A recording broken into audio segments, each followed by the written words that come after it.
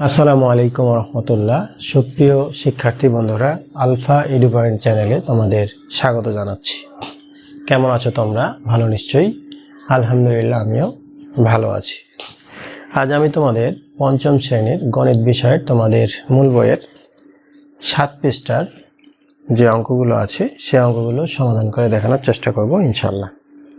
এর পূর্বের ভিডিওতে আমি 6 পৃষ্ঠার অঙ্কগুলো সমাধান করে দেখিয়েছিলাম। আশা করি তোমরা সেই ভিডিওগুলো দেখেছো এবং অঙ্কগুলো বুঝতে পেরেছো। আর যারা নতুন তারা আমার চ্যানেল থেকে পূর্বের ভিডিওগুলো দেখে আসতে পারো, তাহলে তোমাদের জন্য বুঝতে সুবিধা হবে। আর নিয়মিত ভিডিও পেতে আমার চ্যানেলটি সাবস্ক্রাইব করে বেল আইকনটি অন রাখতে পারো, তাহলে যখনই আমি নতুন কোনো ভিডিও আপলোড দিব তখন তুমি এর নোটিফিকেশান পেয়ে যাবে। আর যারা অলরেডি সাবস্ক্রাইব করেছো তাদেরকে অসংখ্য ধন্যবাদ। প্রিয় শিক্ষার্থী বন্ধুরা, আমরা আজকে 7 পৃষ্ঠা দেখব। 7 পৃষ্ঠায় 89,753টি শীতার্ত পরিবারের মাঝে শীতবস্ত্র হিসাবে কম্বল বিতরণ করা হলো। প্রতিটি কম্বলের মূল্য 1999 টাকা হলে শীতবস্ত্র ক্রয় বাবদ মোট কত টাকা খরচ হলো? তোমরা বুঝতেই পারছো এই অঙ্কটির কি করতে হবে, আমাদের গুণ করতে হবে। তো গুণ করার জন্য এখানে তোমাদের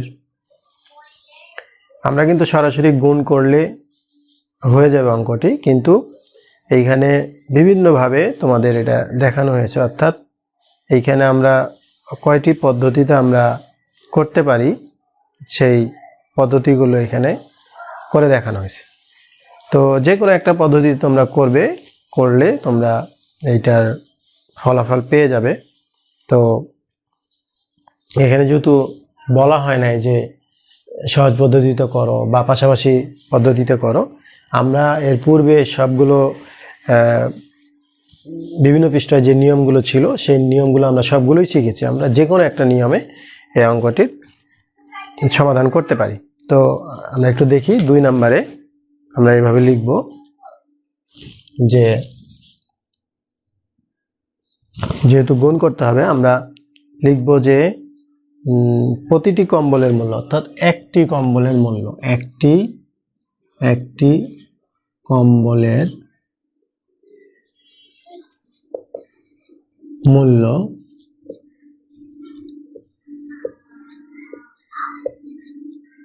1999 টাকা। অতএব কতটি কম্বল কতটি পরিবারকে দেওয়া হয়েছে? 89,753। তাহলে 89,753টি কম্বলের মূল্য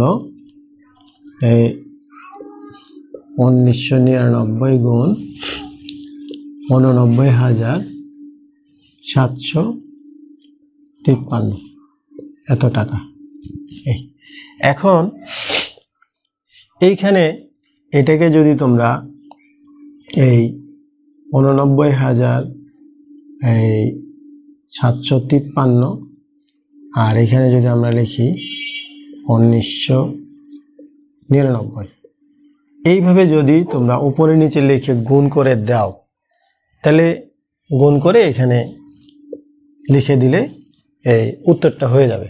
অর্থাৎ এই দুটাকে যদি আমরা গুণ করি তাহলে আমরা পাবো এই যে এই সংখ্যাটা, অর্থাৎ একক, দশক, শতক, হাজার, অযুত, লক্ষ, নিযুত, কোটি, 17,94,16,247 টাকা। এই সংখ্যাটা পাবো, এইটাই আমাদের এই অঙ্কের উত্তর। এখন কেউ যদি এইভাবে করে এটাকে উপর নিচে গুণ করে অন্য জায়গায় রাফ করে এখানে লিখে দেয় তাহলে উত্তর হয়ে যাবে। এখন এই গুণফলটাকে আমরা কতভাবে করতে পারি? মানে 2-3টা পদ্ধতিতে আমরা করতে পারি। তা আমরা যেমন এটা উপরে নিচে লিখে ধরো এটা একটা পদ্ধতি হয়ে গেল। আমি আর একটা পদ্ধতি তোমাদের দেখাচ্ছি। এখানে তোমাদের বইয়ে এটার হিন্টস দেওয়া আছে যে তোমরা কিভাবে করবে। তো ওই অনুযায়ী আমি আর একটা পদ্ধতি তোমাদের দেখাচ্ছি। যে পদ্ধতিগুলো আমরা শিখলাম বা যে পদ্ধতিগুলো আমরা শিখে আসলাম এর আগের পৃষ্ঠাগুলোতে, সেই পদ্ধতিগুলো যদি আমরা করি দেখি।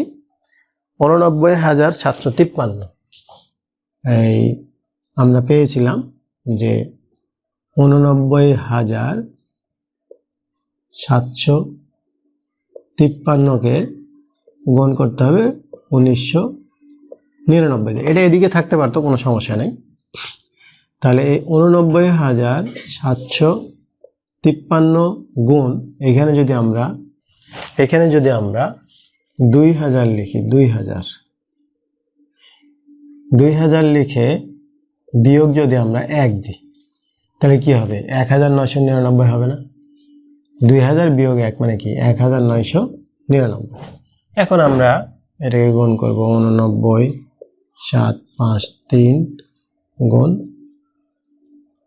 2000, এইটা বিয়োগ, এখানে বিয়োগ আছে, তাহলে 89,753 গুণ 1, এটা।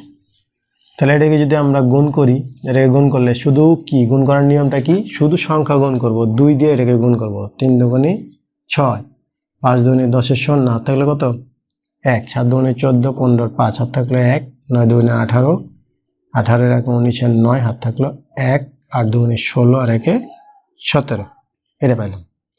বিয়োগ এইটা দিয়ে গুণ করলে 8, 9, 7, 5, 3, এটাই পাবো। তো এটা থেকে এখন আমরা এটা পেলাম। এটা পাওয়ার পরে কি করব? এই 3টা শূন্য আমরা বসাই দিলাম, বিয়োগ এটাকে গুণ করলে পাবো 8, 9, 7, 5, 3, 1 দিয়ে গুণ করলে ওটাই থাকলো। এখন বিয়োগ করব, বিয়োগ করলে 3 আছে কত হলে 10 হবে? 7 3 10, এখানে কত হলো? 6, 6 আছে কত হলে 10 হবে?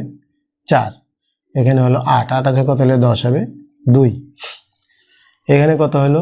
10, 10 আছে কত হলে 16 হবে? 6, এখানে কত হলো? 9, 9 আছে কত হলে 10 হবে? 1, এরপরে এখানে কত হলো? 1, তাহলে 1 আছে কত হলে 5 হবে? 4, এরপরে 9, এরপরে 7, এরপরে 1। তাহলে আমরা এই যে আমরা এই ফলাফলটা পেলাম, অর্থাৎ এইটা গুণ করে যে আমরা এটা পেলাম, এটাই কিন্তু আমরা ওই এর আগে যে অঙ্কের উত্তরে লিখেছিলাম ঠিক এই সংখ্যাটাই ছিল। অর্থাৎ আমরা গুণ যেভাবেই করি এই অঙ্কের সমাধানটা অর্থাৎ ফলাফলটা আমরা এটাই পাবো। সুতরাং তোমরা এই পদ্ধতিতে গুণ করতে পারো, আবার ওই যেটা দেখালাম সেটাতে করতে পারো। আরও পদ্ধতি যেটা আমরা শিখেছিলাম যে এটাকে যদি আমরা ভেঙে লিখি, 8 লক্ষ লিখলাম, তারপরে 9,000 লিখলাম, তারপরে 700 লিখলাম, তারপরে 50 লিখলাম, তারপরে 3 লিখলাম, এইভাবেও কিন্তু আমরা শিখেছিলাম একটা, ওটাও কিন্তু তোমরা করতে পারো। তো যে কোনো একটা পদ্ধতিতে এটা করে দিলে হবে। যেমন এটাকে যদি আমরা ভেঙে লিখতাম তাহলে 80,000 যোগ 9, 9,000, তারপরে যোগ 700 যোগ 50 যোগ 3, এইটার সাথে এই যে এইটাকে আমরা গুণ করতাম, এটাকে গুণ করতাম, এভাবে করলেও আমরা করতে পারতাম। এখন এটার সাথে এটা গুণ, তার সাথে এটা গুণ, তার সাথে এটা গুণ, এটা আরেকটু বড় হবে, কিন্তু পদ্ধতি জানলে ওই ফলাফলটা আমরা একই রকম পাবো। তো যাই হোক, আমি দুইভাবে দেখালাম বা দুই রকম করে তোমরা করতে পারো, এটা আর দেখাচ্ছি না, এই ধরনের অঙ্ক তোমরা করেছো এর আগে। তো এটা ছিল আমাদের যে 7 পৃষ্ঠার যে গুণ, 7 পৃষ্ঠার যে 2 নাম্বার ছিল উপরের দিকে, সেই 2 নাম্বারটা এটা ছিল। এরপরে দেখো নিচের দিকে আবার একটা সমস্যার কথা বলা হয়েছে, এবং এইটা বলছে যে 2টা ঘর দেওয়া আছে। দেখো, একটা বলছে গাণিতিক গল্প। গাণিতিক গল্প বলতে ওইখানে যে বলা হচ্ছিল যে এতজন পরিবারের মধ্যে শীতবস্ত্র বিতরণ করা হয়েছে, এই ধরনের একটা তোমাকে গল্প বা এই ধরনের একটা গল্প তৈরি করে এখানে লিখতে বলছে। তোমরা এটা পারবে অবশ্যই, এরপরে সমাধান করে দেখাতে বলছে। তো গল্পটা কি হতে পারে তুমি তোমার মতো করে এটা তৈরি করবে। আমি ধরে একটা বলি, এখানে যেহেতু 475 আছে, মনে করো তোমাদের স্কুলে ধরো সরকারিভাবে বা সরকার থেকে তোমাদের বই, ব্যাগ, তারপরে কলম, খাতা সব কিছু মনে করো তোমাদের ফ্রি দেওয়া হয়। ফ্রি বলতে সব কিছু একটা কমপ্লিট ধরো একটা সেট তোমাদের স্কুলে বছরের প্রথমে তোমাদের বইয়ের সাথে একসাথে করে দেওয়া হচ্ছে। তো একসাথে প্রত্যেকটা সেট তোমাদের দেওয়া হচ্ছে। এই পুরা সেটটা, একটা ব্যাগ ধরো, একটা স্কুল ড্রেস 2টা স্কুল ড্রেস, একটা ব্যাগ, 1 ডজন কলম, 1 ডজন খাতা, বই, সব কিছু মিলিয়ে ধরো যে একজন শিক্ষার্থীর জন্য ধরো 12,100 টাকা খরচ হলো। মানে প্রত্যেক শিক্ষার্থীর জন্য এই সবগুলো জিনিস ক্রয় করতে 12,100 টাকা খরচ হলো। এটা তোমরা লিখলা যে কোনো প্রতিষ্ঠানে সরকারি থেকে বা একটা অনুদান আসলো, প্রত্যেকের জন্য এই এক জোড়া স্কুল জুতা, এক জোড়া মানে এক জোড়া স্কুল ড্রেস, বই, খাতা, এইভাবে তো দেওয়া হলো। এখন তোমাদের স্কুলে শিক্ষার্থী সংখ্যা হলো 475 জন। তাহলে এই 475 জনের জন্য মোট কত টাকা খরচ হবে? তাহলে একজনের জন্য কত টাকা খরচ হয়? 12,100 টাকা খরচ হয়। আর তাহলে 475 জনের জন্য কত টাকা খরচ হবে?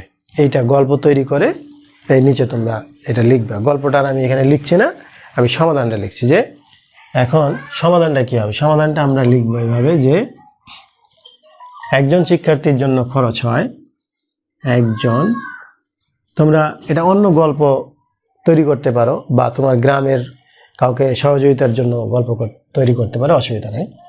একজন শিক্ষার্থীর জন্য 12,100 টাকা। অতএব কতজন আছে শিক্ষার্থী?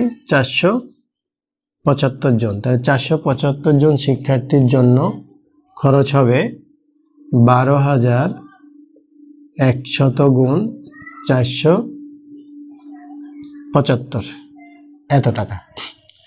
তাহলে আমরা এই গুণটাকে উপরে নিচে লিখে এভাবে করে দিতে পারি। রাফ সাইডে রাফ করবে তোমরা। 12,100 গুণ 475, এটাকে গুণ করবে। গুণ করলে আমরা যে উত্তরটা পাবো, একক, দশক, শতক, হাজার, অযুত, লক্ষ, 57,47,500 টাকা, এটা আমরা উত্তর পাবো। তো এই গুণটাকে আমরা এইভাবে করে এটা লিখে দিতে পারি। এখানে রাফ করে এখানে লিখে দিব, দিয়ে উত্তর লিখে দিলে হয়ে যাবে। কিন্তু এই গুণটাকে আবার অন্য পদ্ধতিতেও তোমরা করতে পারো। সেই পদ্ধতিটা আমি একটু দেখাচ্ছি।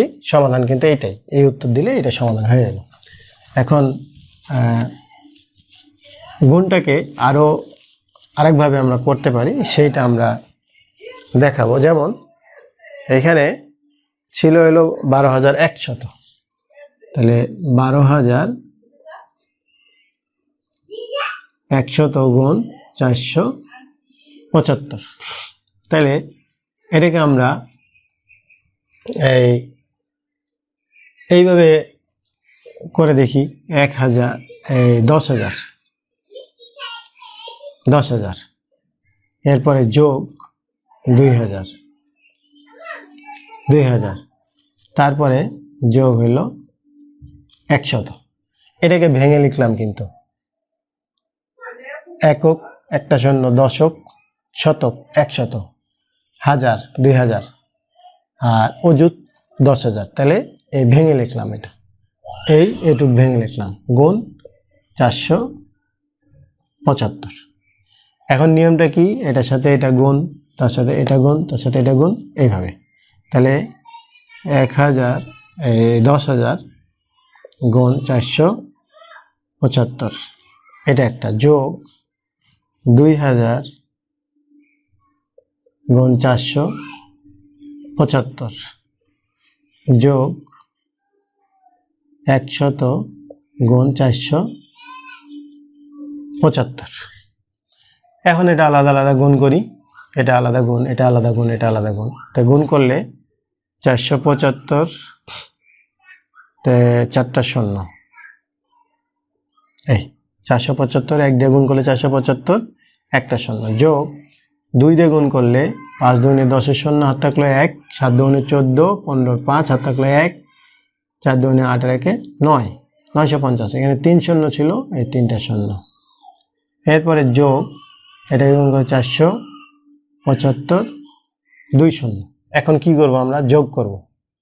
যোগ করলে 1 2 0 1 2 0 1 2 0, তাহলে 2টা শূন্য, 5 0 0, তাহলে 5, 7 0 0, তাহলে 7, এরপর 4 5, 4 5 9, 9 আর 5 14, 4 হাত থাকলো 1, 1 9 রেখে 10, 10 7 17, 7 হাত থাকলো 1, এখানে কত 5। এই উত্তরটাই কিন্তু আমরা পেয়েছিলাম যে 57,47,500, এটা কিন্তু আমরা পেয়েছিলাম, এটাই উত্তর ছিল। তো সংখ্যাটা আমরা উপরে নিচে লিখে গুণ করতে পারি, আবার এইভাবে যে করলাম এইভাবেও আমরা এই পাশাপাশি যে গুণের একটা পদ্ধতি শিখেছিলাম এই পদ্ধতিটাও কিন্তু গুণটা করতে পারি। যাই হোক, নিশ্চয়ই তোমরা বুঝতে পেরেছো। এরপরে যদি বুঝতে সমস্যা হয় তোমরা কমেন্ট সেকশানে জানিও, আমি পুনরায় বুঝিয়ে দেওয়ার চেষ্টা করব। আর তোমরা এই গল্পটা একটা তৈরি করে তোমরা নিজেরা বাসায় আবার করবে। প্রয়োজনে তোমরা কি গল্প তৈরি করে করতে পারছো এটা কমেন্ট সেকশানে লিখে আমাকে জানাতে পারো। আর ভিডিওটি শেষ পর্যন্ত অবশ্যই দেখেছো, যদি ভালো লাগে তাহলে লাইক, কমেন্ট ও বন্ধুদের মাঝে শেয়ার করতে পারো। কথা হবে পরবর্তী ভিডিওতে, সেই পর্যন্ত মহান আল্লাহ তাআলা আমাদের সকলকে ভালো রাখুন। আল্লাহ হাফেজ। আসসালামু আলাইকুম ওয়া রাহমাতুল্লাহ।